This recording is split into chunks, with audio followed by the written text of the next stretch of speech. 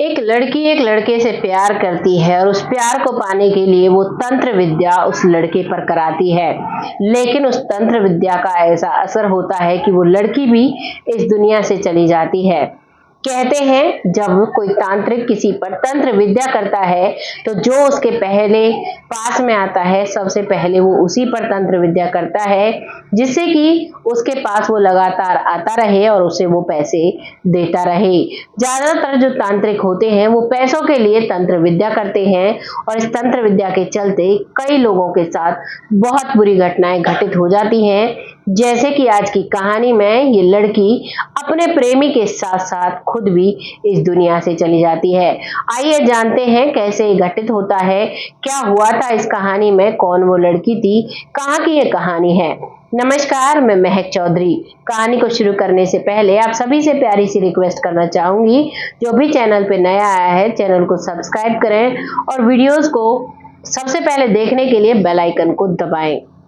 तो शुरू करते हैं। आज की कहानी शुरू होती है आगरा के एक छोटे से गांव से।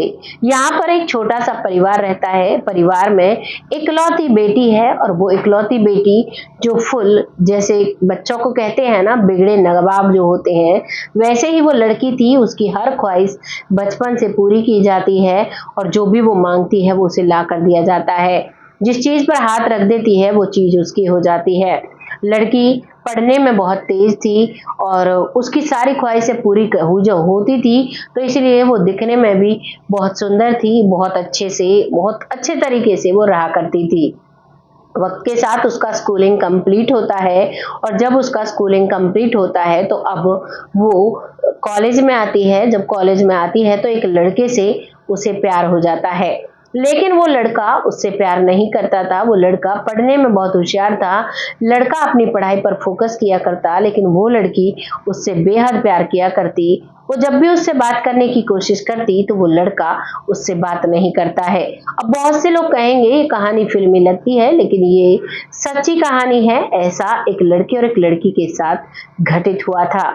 अब वो लड़की अपने दोस्तों से बात करती है कि क्या किया जाए, किस तरीके से ये लड़का मुझसे प्यार करे, मुझसे शादी करे, मुझे जिंदगी इसके साथ बितानी है।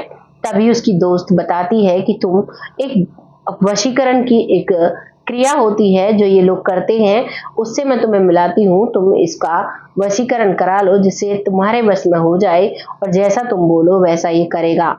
वो लड़की तैयार हो जाती है। वो न बुरा देखती है न भला देखती है और अपनी उस सहेली से उस तांत्रिक का पता पूछती है। वो सहेली और वो लड़की उस तांत्रिक पर पहुंचते हैं और वहां जाने के बाद अब वो उस लड़के का नाम बताते हैं और उसके बारे में बताते हैं कि मुझे इसके साथ रहना है। ये बात सुनकर तांत्रिक सब कुछ समझ जाता है। अब तांत्रिक उसका कपड़ा और उसका बाल लाने के लिए कहता है, तो वो लड़की किसी बहाने से उसका बाल और उसका कपड़ा ले जाकर अगले शनिवार को फिर से उसे दे देती है। अब वो तंत्र विद्या करता है, लेकिन उससे पहले वो उस लड़की पर इस तरीके से सम्मोहन की कोई क्रिया करता है जिससे वो लड़की दिन रात उस लड़के के बारे में सोचती और जब भी टाइम मिलता तो उस गुरुजी को फोन किया करती। यह हाल ही की घटना है, अब फोनों का काफी चलन है और वो हर बात के बारे में बताया करती। वो जो तांत्रिक था वो भी उस लड़की पर भी नजर थी, उसके पैसों पर भी नजर थी और वो उस क्रिया को कर देता है। उसके बाद वो लड़का बहुत डिप्रेशन में आ जाता है, बहुत परेशान रहने लगता है। वो उस लड़की की तरफ अट्रैक्ट नहीं होता है, लेकिन वो अब अकेलापन महसूस करने लगता है। उसे तरह तरह की आवाजें सुनाई देने लगती हैं, उसके कंधों पर बोझ रहने लगता है। वो हर वक्त दिमाग में कुछ ना कुछ सोचता रहता और धीरे धीरे वक्त के साथ उसकी पागलों जैसी हालत हो जाती है और एक दिन वो अपनी घर की छत से कूद जाता है। 2 मंजिला उनका घर था, लेकिन वो इस तरीके से कूदता है कि उसका जो सर है वो एक दीवार से टकराता है और वो फट जाता है और वो उसी समय उस दुनिया से चला जाता है। जैसे ही लड़की को ये बात पता चलती है, लड़की भी अब परेशान रहने लगती है और अब उस लड़की को चारों तरफ वो लड़का दिखाई देने लगता है। लड़की की भी सेम हालत हो जाती है। लड़की भी बंद कमरे में रहा करती, अकेली रहा करती, ज्यादा वक्त रोया करती, चीखा चिल्लाया करती और अगर उसकी माता पिता उससे पूछते तो उनसे वो लड़ जाया करती और बस यह कहा करती कि मेरा प्रेमी मेरे साथ है, मुझे अकेले रहने दो। और वो अपने दरवाजे को अंदर से बंद कर लिया करती।